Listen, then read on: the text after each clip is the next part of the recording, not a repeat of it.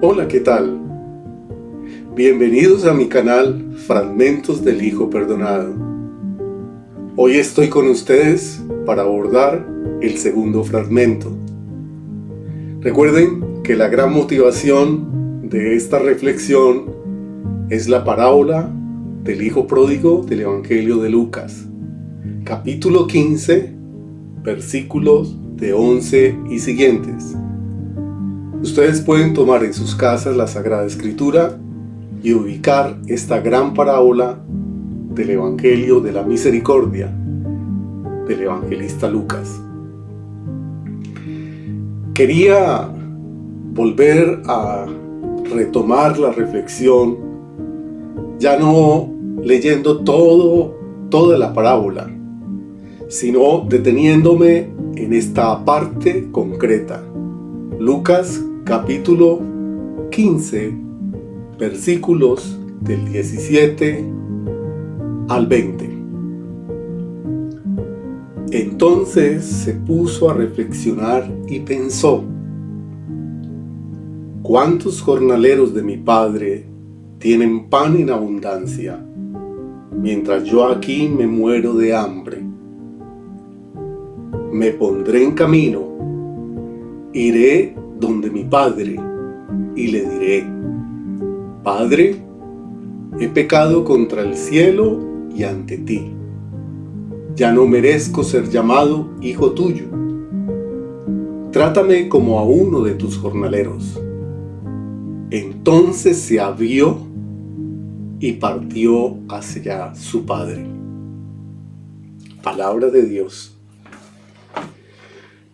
Este segundo fragmento vamos a llamarlo: el arrepentido camina hacia Dios. En la parábola, Jesús nos dice cómo el hijo pródigo, y al que yo llamo el hijo perdonado, comienza a hacer un movimiento.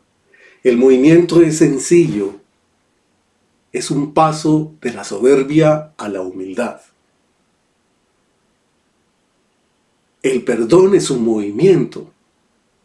¿Cómo comienza este fenómeno que yo digo, o movimiento al cual llamamos? Comienza con un cambio interior, un cambio de actitud. Es doblegar su propio ser para empezar a ser de nuevo. Si algo anula el pecado es la capacidad de ver las cosas con claridad. Recuerden que el primer pecado, la palabra de Dios lo ubica en el capítulo 3 del Génesis, cuando Adán y Eva, por soberbia, deciden prescindir de Dios, de su cuidado, de su amor, y empiezan a ver el conocimiento como un deleite, cuando el conocimiento no es lo que hace al hombre. Lo que hace al hombre es la sabiduría de Dios. Y es aquí donde entonces volvemos a la parábola del hijo pródigo. En él hay un movimiento, pensó, dice la palabra de Dios. ¿Cuántos jornaleros de mi padre tienen pan en abundancia, mientras que yo aquí me muero de hambre? Pero además la parábola, Jesús coloca una palabra clave, además de pensar: reflexionó. Entonces reflexionó y pensó. Son dos palabras claves. Pero ese reflexionar es el movimiento, como ya lo he dicho, que despoja al hijo perdonado de su soberbia. La reflexión. Y luego el pensamiento trae consigo la virtud que destrona por completo la soberbia y es la humildad. Solo los humildes podrán entonces ver con suma claridad que la dignidad solamente la puede dar Dios. De ahí que es muy oportuno también tocar al rey David. Cuando David cometió su pecado de adulterio, cuando David envió a su soldado a primera fila para que muriera y no se diera cuenta que había cometido su gran pecado embarazando a la mujer de Urías. Pues imagínese, Salomé embarazada por el rey, pero además de un adulterio, fruto de un adulterio. Cuando se da cuenta David de su pecado, de su error, compone esta oración de petición de perdón que es muy bella, el Salmo 50, el Miserere, y dice: piedad de mí, oh Dios, por tu bondad, por tu inmensa ternura, borra mi delito. Llévame a fondo de mi culpa, purifícame de mi pecado. Pues yo reconozco mi delito, mi pecado está siempre ante mí. Contra ti solo pequé, lo malo a tus ojos cometí. El Salmo 50, pueden seguirlo allá en sus casas también, el Miserere. Pues bien, entonces volviendo, ese sentimiento de culpa, ¿de cuál culpa? Uno podría pensar, si el hijo le pidió a su padre que le diera su herencia y el padre le reparte su herencia, pareciera que fuera un derecho. Pareciera, digo yo. Y él se va con su herencia. ¿Cuál es su pecado? El pecado comienza como en el capítulo 3 del Génesis, por la soberbia. Dice que vivió como un libertino y que se gastó el dinero con prostitutas. Y bueno, ¿qué más puede pasar en la vida de un hombre cuando por soberbia se aleja de Dios? Todos aquellos males que acontecen en el corazón de un hombre cuando está lejos de Dios. Esa reflexión, vuelvo a decir, es para mí, para ti. Porque yo no puedo cambiar el mundo si yo no decido antes cambiarme a mí mismo. Cambiándome a mí mismo empieza a cambiar el mundo. Acercándome a Dios sí que empieza a un mundo tornarse en un verdadero evangelio de la vida, en una práctica del evangelio de la vida, en la práctica de las bienaventuranzas y del amor de Dios. Ahora, el arrepentimiento es el hecho fundamental que ya empieza como a decantarse, a asomarse, cuando la humildad ha desplazado lógicamente la soberbia. Y ahí comienza el movimiento que podríamos decirlo, me pondré en camino.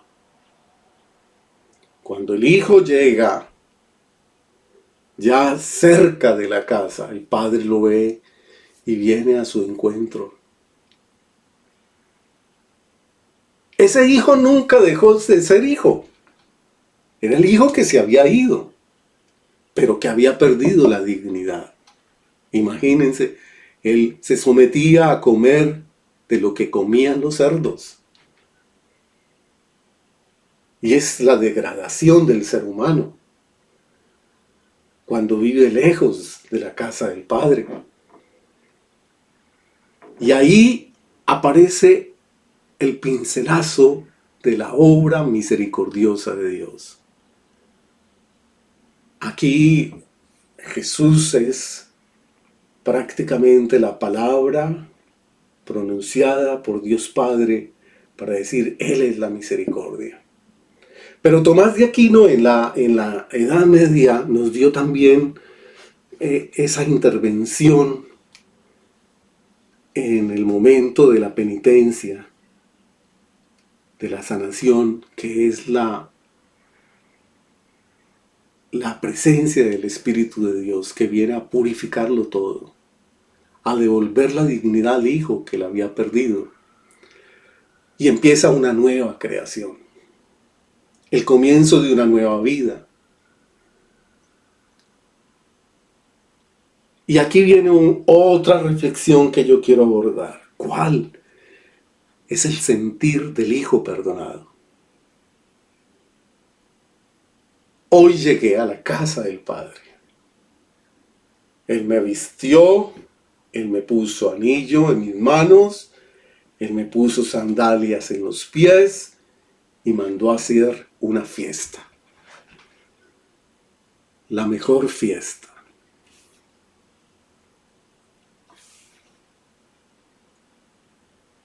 Realmente no es el Hijo perdonado el que muestra la grandeza, sino la grandeza de Dios, de la misericordia de Dios. Su poder puede devolvernos lo que nos arrebató la soberbia del pecado, de la maldad. Y esa nueva creación es la oportunidad para responder debidamente a esa nueva oportunidad, valga la redundancia decirlo, que nos da Dios. El Hijo pródigo es una muestra de ello, pero también hemos tocado el caso del rey David. Y podríamos también ver a Jesús crucificado entre dos ladrones y uno de ellos decir, acuérdate de mí cuando estés en tu reino. Y las palabras misericordiosas del Señor, hoy mismo, no mañana, hoy mismo estarás conmigo en el paraíso. Valiosos ejemplos, bellísimos ejemplos.